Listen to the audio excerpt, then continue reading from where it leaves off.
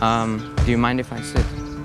The first bridge I needed to cross was to get over myself and not look down on them.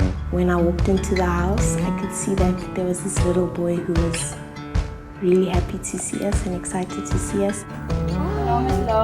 All of these maybes come into your head and you kind of panic when you approach a new group of people. The thoughts are, oh dear, they're eating, I shouldn't disturb. Okay, they're talking a different language, maybe they won't understand me. The first two boys I spoke to, they're both really young, and I felt like, why are you here? We were playing cards together and he was just happy to actually have a friend and play with someone. You're winning, oh my God. At first they were caught off guard. I want to know what your view on life is.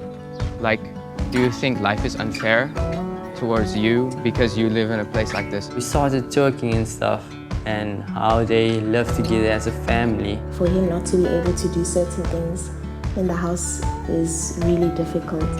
Yay! Wow. They told me that they're making a living like this and they're happy with it. Certain stuff they said really got me emotionally, and I had to pull myself together. Sometimes they die at young ages. We've lost lots of children at the age of 4 or 5. When I found out that their life expectancy wasn't as long, it actually did change my look towards life. When she handed me the plate of food, I put it on the table. I thought it was kind of like pass it along the line thing. And then when nobody took it when I put it on the table, I was like, okay, I'm just gonna keep talking. There's flies here, you have to eat now. Oh, is it for me? No, I'm all right. I just ate. I was like shocked.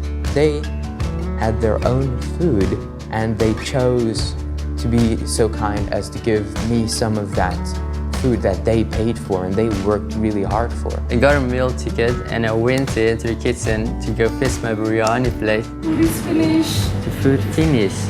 I'm really amazed that all the food was up, which means there's a lot of hungry people on the road. These people come here, like normally they get 1 meal a day. At 12 o'clock. Regtig maar 1 meal a dag. What is your name? Some of the bridges that I had to cross today were, of course, to introduce myself to new people, and that was one of the biggest bridges. When I had to go to the second house and hold the child, that actually made me uncomfortable because I wasn't sure if I was holding him right. So this we call a soft splint. So it doesn't hurt, it's just sponge that you put around his arm quite tightly. I tried my best to keep calm, but something in me just went, okay, it might be a good idea to get out of here. I started to get on my nerves, but I tried to stay calm. I even closed my eyes and said a small prayer and like, Marcus, just listen to what they have to tell. Sometimes that's all these people really need, is to talk to someone about these things. One lady approached me and told me the whole story, and she even took me to him. I've just heard about the shocking news of what happened to you. Luckily, the guy is still alive through the grace of God. As I walked up to him, he was a bit cheerful and stuff, and as he was talking about his feelings towards other people, he got serious. And then I got serious with him. I'm afraid. Yeah. They won't fight you, they won't fight against you one-on-one.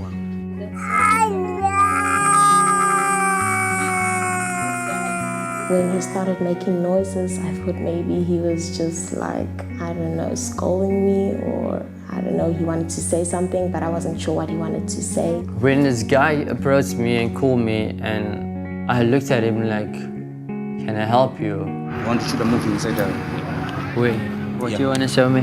So I just stood up, go with him, and he invites me in. And as he left, the blind thing, which was the door, I'm like, should I not go in? As I was walking along the road coming from the second group, there was a man who asked me if he could teach me to sort rubbish. Hello.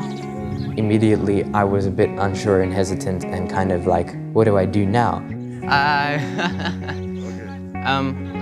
And so I just thanked him and explained to him that I wasn't here to sort rubbish, and I felt quite bad. It was just a bridge I couldn't cross. Each one gave their own story. Sure. When he was smoking in front of me, I caught him really on my nerves. Never seen something like that. And like, honestly, seriously, I got blank while I was sitting there. The upcoming generation, Yes. they're smoking drugs. I really didn't picture me that close to something like this. That's why you see us smoking drugs to try to forget. That was the perfect bridge to cross. The last person that we went to visit was Kurt's family, and I asked Kurt's mom how old Kurt was, and she told me that he was 7 years old. Hello.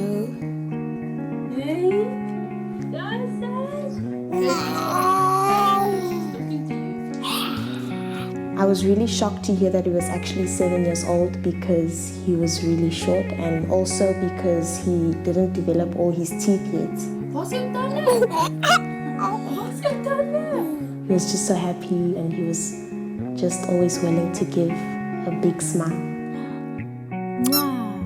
I started to be thankful and grateful for where I am, because I never thought it was worse than mine.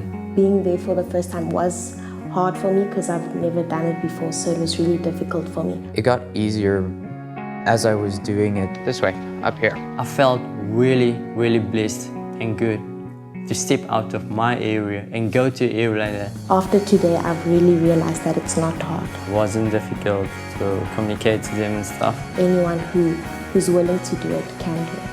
You've done a good job. For us to come to people to see how they're living and to hear how they say and how they feel. Yes. It's such a nice job. Yes.